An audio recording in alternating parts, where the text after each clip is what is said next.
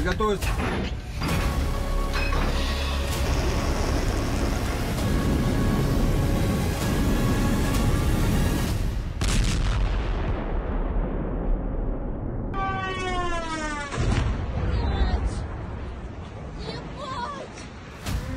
Ukraine पर दागी 40 मिसाइलें, ज़ेलेंस्की के सामने जीत की शर्त।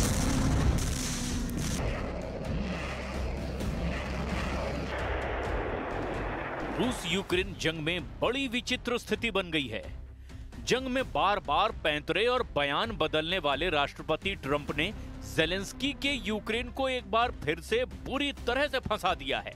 दावा किया जा रहा है कि ट्रंप ने ज़ेलेंस्की के सामने शर्त रख दी है कि अगर वो अगले 30 दिन में नेटो के हथियारों की मदद से रूस को पूर्वी मोर्चे से खदेड़ देते हैं तो अमेरिका यूक्रेन को न सिर्फ लंबी दूरी की घातक क्रूज मिसाइल टॉम हॉक देगा, बल्कि ऐसे हथियार भी यूक्रेन को मिल जाएंगे जिनके दम पर पुतिन के मॉस्को को यूक्रेन तबाह कर सकता है। अब हैरानी की बात तो यह है कि सिर्फ 72 घंटे पहले ट्रंप ने बयान दिया था कि यूक्रेन रूस से अपनी जमीन जीतने के करीब है और रूस को यूक्रेन युद्ध बहुत भारी पड़ रहा है। अगर हम पिछले 18 से 24 घंटे की बात करें तो रूसी सेना ने पूर्वी और पश्चिमी यूक्रेन पर हमलों की झड़ी लगा दी है।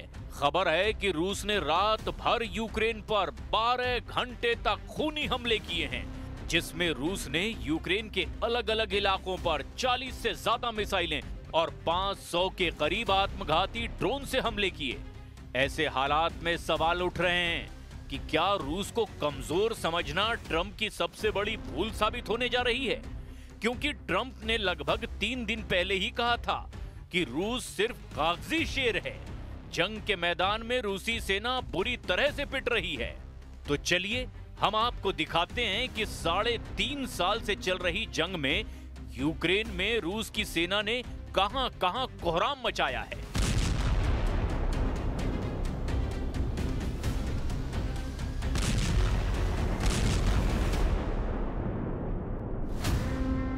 जंग के 1312 दिन, 40 मिसाइलें, 500 ड्रोन से हमले।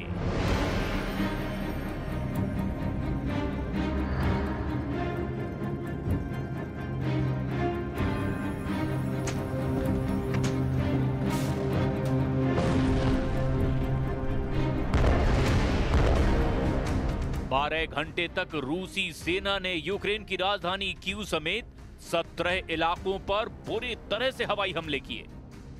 हम आपको इस खबर की पूरी डिटेल बताएंगे, लेकिन पहले आप ये जान लीजिए कि एक हफ्ते में रूसी सेना ने यूक्रेन को कितना तगड़ा नुकसान पहुंचाया है।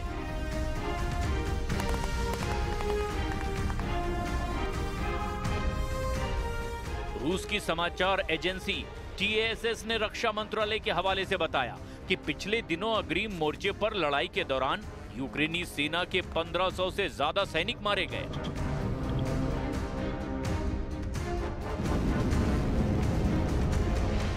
हालांकि यूक्रेन ने इस दावे की पुष्टि नहीं की।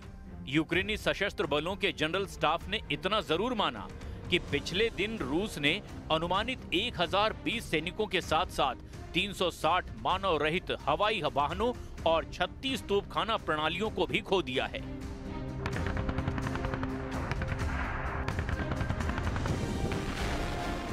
कुछ रिपोर्ट में दावा किया गया कि रूस ने यूक्रेन के कीव और पोल्टावा शहरों पर ड्रोन हमले किए हैं। इन हमलों में कई लोग घायल हुए और एक गैस स्टेशन को काफी नुकसान पहुंचा।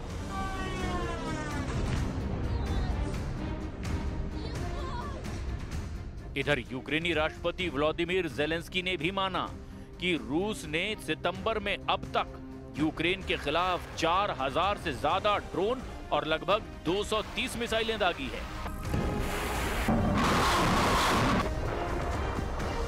ज़ेलेंस्की ने रूस के इन हमलों को हवाई आतंकवादी अभियान बताया, जबकि दूसरी तरफ रूस ने दावा किया कि उसने पिछले 24 घंटे में 357 यूक्रेनी ड्रोनों को ब्लैक सी के ऊपर मार गिराया है।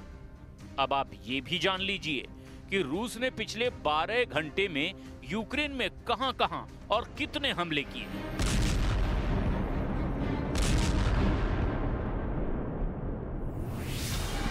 यूक्रेन की राजधानी कीव पर रविवार तड़के रूस के बड़े पैमाने पर ड्रोन और मिसाइल हमले हुए। इस हमले में कम से कम 4 लोगों की मौत हो गई, जबकि 10 से ज्यादा लोग घायल हुए हैं। मृतकों में 12 साल की बच्ची भी शामिल है। ये हमला पिछले महीने हुए उस बड़े हमले के बाद हुआ जिसमें कीव में 21 लोगों की जान चली गई थी। कीव सिटी एडमिनिस्ट्रेशन के प्रमुख तिमूर क्वातेचेको ने टेलीग्राफ पर जानकारी दी कि ये रूसी हमला नागरिक इलाकों को निशाना बनाकर किया गया। 20 से ज्यादा इलाकों पर रूस ने हमला किया जहां भारी नुकसान हुआ। दावों के मुताबिक रूसी हवाई हमले में यूक्रेन के डार्नेत्स्की, स्वियातोशिन्स्की, सोलोमिन्स्की, होलोसिव्स्की और दनिप्रोवस्की जिले में भारी बर्बादी हुई है। राष्ट्रपति व्लादिमीर ज़ेलेंस्की ने हमलों को क्रूर बताया और कहा कि रूस ने रात भर हमले किए और ये रूसी हमले 12 घंटे से ज्यादा समय तक चले। ज़ेलेंस्की ने टेलीग्राम पर लिखा, करीब 500 ड्रोन और 40 से ज्यादा मिसाइलें रूस ने यूक्रेन पर दाग दी। ज़ेलेंस्की का दावा है कि रूस ने किंजल मिसाइलों से भी हमला किया है। इसके अलावा रूसी ईरानी शाहेद ड्रोन से भी यूक्रेन पर हमले किए गए। Войска в зоне специальной военной операции наступают практически на всех направлениях. При этом наиболее упорные бои развернулись на красноармейском направлении, где противник любыми способами, не считаясь с потерями, стремится остановить наше наступление и перехватить инициативу. Для этого командование ВСУ в район Красноармейска перебросил наиболее боеспособные и подготовленные подразделения в ущерб другим направлениям, на которых наше наступление развивается.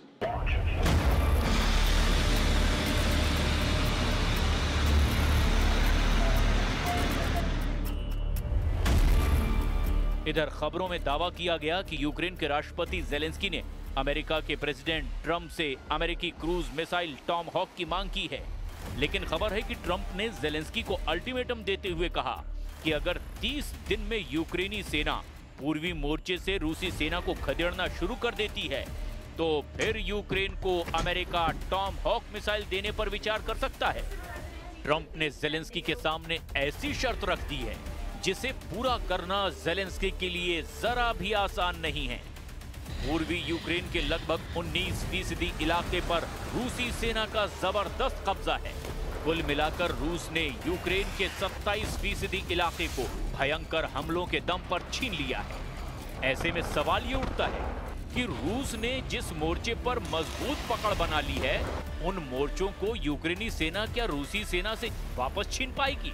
वॉर एक्सपर्ट साफ कहते हैं कि रूस ने जिन मोर्चों पर यूक्रेन में कब्जा किया है, जहां रूस ने 3 टायर सिस्टम का इस्तेमाल किया है, उसे तोड़ना अब यूक्रेनी सेना के बस की बात नहीं है। अगर यूक्रेनी सेना के साथ नेटो सेना और उनके घातक हथियार मिलकर रूसी सेना पर हमला करेंगे, तब भी पूर्वी यूक्रेन में यूक्रेनी सेना को बढ़त मिल पाएगी, ये कहना बहुत मुश्किल है। हालांकि राष्ट्रपति ज़ेलेंस्की और यूक्रेनी सेना के चीफ कमांडर सिरस्की ने दावा किया है कि पूर्वी यूक्रेन में रूसी सेना की हालत खराब हो रही है और यूक्रेनी सेना ने बढ़त बनाना शुरू कर दिया है। जरा देखिए राष्ट्रपति ज़ेलेंस्की और चीफ कमांडर सिरस्की क्या दावे कर रहे हैं। ज़ेलेंस्की का पूर्वी मोर्चे पर बड़ा दावा, पूर्वी यूक्रेन में हार रही है रूस की सेना।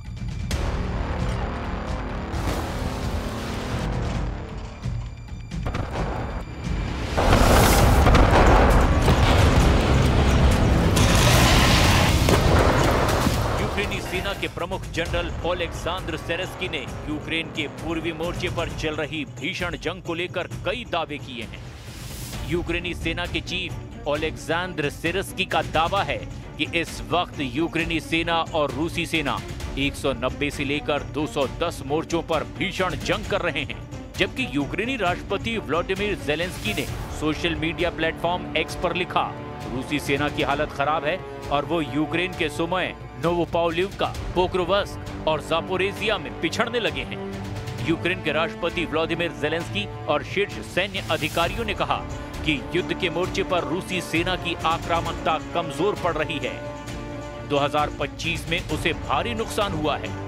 वहीं यूक्रेनी सेना के चीफ ओलेक्सांद्र सिरस्की ने कहा है कि उत्तर और उत्तर पूर्व में सुमी और खार्किव क्षेत्रों में एक बफर जोन बनाने, पोक्रोवस्क पर कब्जा करने और पूरे डोनेस्क क्षेत्र पर कब्जा करने की रूसी योजनाएं पूरी तरह से फेल हो गई हैं।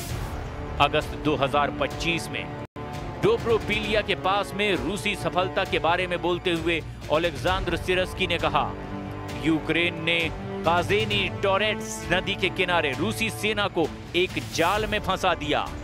गर्मियों की शुरुआत से ही रूसी एक ऐसी रणनीति के साथ हमला कर रहे थे जिसे रूसियों ने ही 1000 कट कहा था। बड़ी संख्या में छोटे पैदल सैनिक भी हमले में शामिल थे, लेकिन यह रूसी हमला नाकाम साबित हो रहा है। यूक्रेनी सेना की चीफ ओलेक्सांद्र सिरस्की का दावा है कि अब सक्रिय मोर्चे 1250 किलोमीटर में फैले हैं, जहां 7,12,000 से ज्यादा रूसी सैनिक यूक्रेनी सेना के साथ जंग कर रहे हैं। Соприкосновение свыше 700 тысяч человек находится. Поэтому среди этих людей надо выбирать. Надо выбирать тех, которые хотят и склонны именно к такому виду деятельности. Вот, я не говорю, что... Степени боевой готовности. Приготовиться к совместным действиям.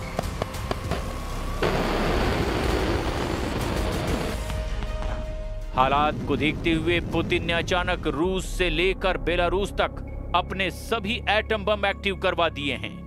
रूस की परमाणु मिसाइलें, परमाणु बम वर्षक और परमाणु पनडुब्बी पूरी तरह से हमला करने के लिए तैयार हो चुकी हैं। रूस के विदेश मंत्री सर्गेई लावरोव यूक्रेन के साथ साथ नेटो को भी युद्ध की सीधी धमकी दे चुके हैं।